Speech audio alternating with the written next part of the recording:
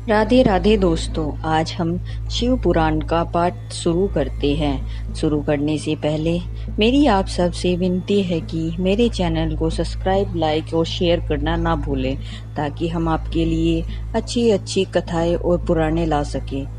ओम नमः शिवाय। चलो आइए शुरू करते हैं। आज हम आगे की कथा प्रारंभ करते हैं। ओम नमः शिवाय। पार्थिव पूजा की महिमा, शिव नौवेद भक्षण के विषय में निर्णय और बेलपत्र का महत्व। तदनंतर ऋषि के पूछने पर किसी कामना की पूर्ति के लिए कितने पार्थिव लिंग की पूजा करनी चाहिए, इस विषय का वर्णन करके सूत जी बोले, भाम ऋषि, पार्थिव लिंग की पूजा कोटि कोटि यज्ञों का फल देने वाली है। कलयुग में लोगों के लिए शिवलिंग पूजन जैसा श्रेष्ठ दिखाई देता है, वैसा दूसरा कोई साधन नहीं है। यह समस्त शास्त्रों का निश्चित सिद्धांत है। शिवलिंग भोग और मोक्ष देने वाला है। लिंग 3 प्रकार के कहे गए हैं, उत्तम, मध्यम और अधम। जो 4 अंगुल ऊंचा और दिखने में सुंदर हो तथा वेदी से युक्त हो, उससे शिवलिंग को शास्त्रज्ञ महर्षियों ने उत्तम कहा है। उससे आधा मध्यम और उससे आधा अधम माना गया है। इस तरह 3 प्रकार के शिवलिंग कहे गए हैं, जो उत्तरोत्तर श्रेष्ठ है। ब्राह्मण, क्षत्रिय, वैश्य, शूद्र आदि विलोम शंकर कोई भी क्यों न हो, वह अपने अधिकार के अनुसार वैदिक अथवा तांत्रिक मंत्र से सदा आदर पूर्वक शिवलिंग की पूजा करे। ब्राह्मणों, महर्षियों आदि अधिक कहने से क्या लाभ। शिवलिंग का पूजन करने में स्त्रियों का तथा अन्य सब लोगों का भी अधिकार है। द्विजों के लिए वैदिक पद्धति से ही शिवलिंग की पूजा करना श्रेष्ठ है, परंतु अन्य लोगों के लिए वैदिक मार्ग से पूजा करने की सम्मति नहीं है। द्विजों के वैदिक कर्म से ही पूजन करना चाहिए, अन्य मार्ग से नहीं। यह भगवान शिव का कथन है। दधीचि और गौतम आदि के शाप से उनका चित्त दग्ध हो गया था। उन द्विजों की वैदिक कर्म में श्रद्धा नहीं होती। जो मनुष्य वेदों और स्मृतियों में कहे हुए सत्कर्मों की अवहेलना करके दूसरे कर्म को करने लगता है, उसका मनोरथ कभी सफल नहीं होता। इस प्रकार विधि पूर्वक भगवान शंकर नौवेद पूजन करके उनकी त्रिभुवन में 8 मूर्तियों का भी वही पूजन करे। पृथ्वी, जल, अग्नि पूजा, वायु, आकाश, सूर्य, चंद्रमा तथा यजमान, ये भगवान शंकर की 8 मूर्तियां कही गई हैं। इन मूर्तियों के साथ साथ सर्व भव, रुद्र, उग्र, भीम, ईश्वर, महादेव और पशुपति, इन नामों की भी अर्चना करे।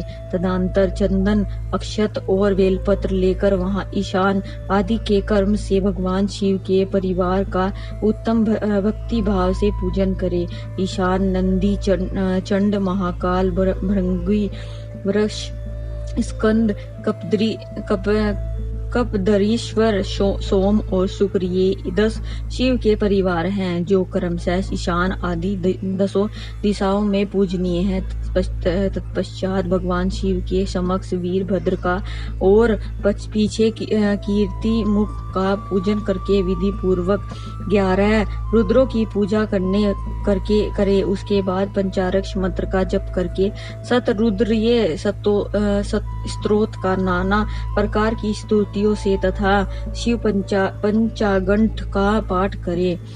तत्पश्चात परिक्रमा और नमस्कार करके शिवलिंग का विसर्जन करे। इस प्रकार मैंने शिव जी की संपूर्ण विधि का आदर पूर्वक वर्णन किया है।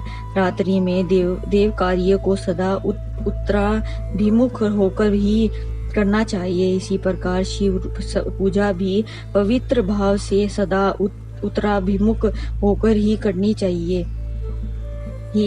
उचित है। जहाँ शिवलिंग स्थापित हो, उसे पूर्व दिशा का आश्रय लेकर नहीं बैठना या खड़ा होना चाहिए, क्योंकि वह दिशा भगवान शिव के आगे या सामने पड़ती है। इष्ट देव का सामना रोकना ठीक नहीं है।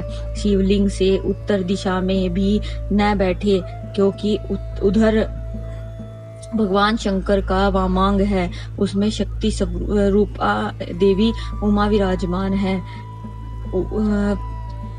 पूजक को शिवलिंग से पश्चिम दिशा में भी नहीं बैठना चाहिए, क्योंकि वह आराध्य देवता षट भाग है। पीछे की ओर से पूजा करना उचित नहीं है, अतः अवशिष्ट दक्षिण दिशा की ग्रह है उसी का आश्रय लेना चाहिए।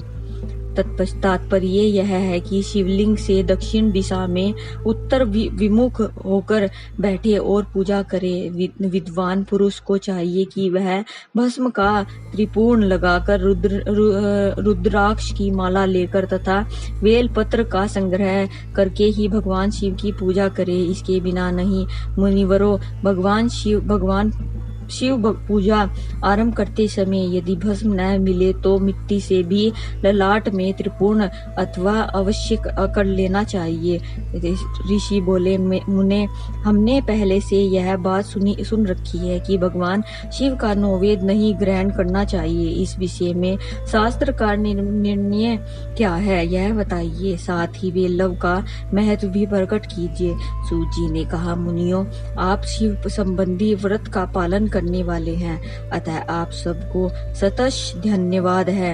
मैं प्रसन्नता पूर्वक सब कुछ बताता हूँ, आप सावधान होकर सुनो। जो भगवान शिव है, शिव का भक्त है, वह बाहर भीतर से पवित्र है और शुद्ध है। उत्तम व्रत का पालन करने वाला तथा दृढ़ निश्चय से युक्त है, वह शिव नैवेद्य का अवश्य भक्षण करे। भगवान शिव का नैवेद्य आग्रह है। इस भावना को मन से निकाल दे। शिव के नैवेद्य को देख लेने मात्र से भी सारे पाप दूर भाग जाते हैं। जिसको खा लेने पर तो करोड़ों पुण्य अपने भीतर आ जाते हैं। आए हुए शिव नैवेद्य को सिर झुकाकर प्रसन्नता के साथ ग्रहण करे और प्रयत्न करके शिव स्मरण पूर्वक उसका भक्षण करे। आए हुए शिव नैवेद्य को जो यह कहकर कि मैं इसे दूसरे समय में ग्रहण करूंगा, लेने में विलंब कर देता है, वह मनुष्य निश्चय ही पाप से बन जाता है। जिसने शिव की दीक्षा ली हो, वह शिव भक्त के लिए यह शिव नैवेद्य अवश्य भक्षणीय है।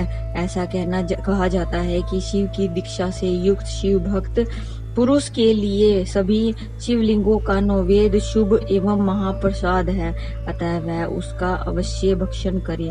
परंतु जो अन्य देवताओं की दीक्षा से युक्त है और शिव भक्ति में भी मन को लगाए हुए है, उसके लिए शिव नैवेद्य भक्षण के विषय में क्या निर्णय है, इसे आप लोग प्रेम पूर्वक सुनो। ब्राह्मणों, जहाँ से शालिग्राम शिला की उत्पत्ति होती है, वहाँ के उत्तम लिंग में रस लिंग, पारद लिंग में पाषाण, रजत तथा सुवर्ण से निर्मित लिंग में देवताओं तथा सिद्धियों द्वारा प्रतिष्ठित लिंग में, केसर निर्मित लिंग में, स्फटिक लिंग में, रत्न निर्मित लिंग में तथा समस्त ज्योतिर्लिंग में विराजमान भगवान शिव के नैवेद्य का भक्षण चंद्रायण व्रत के समान पूजनीय है।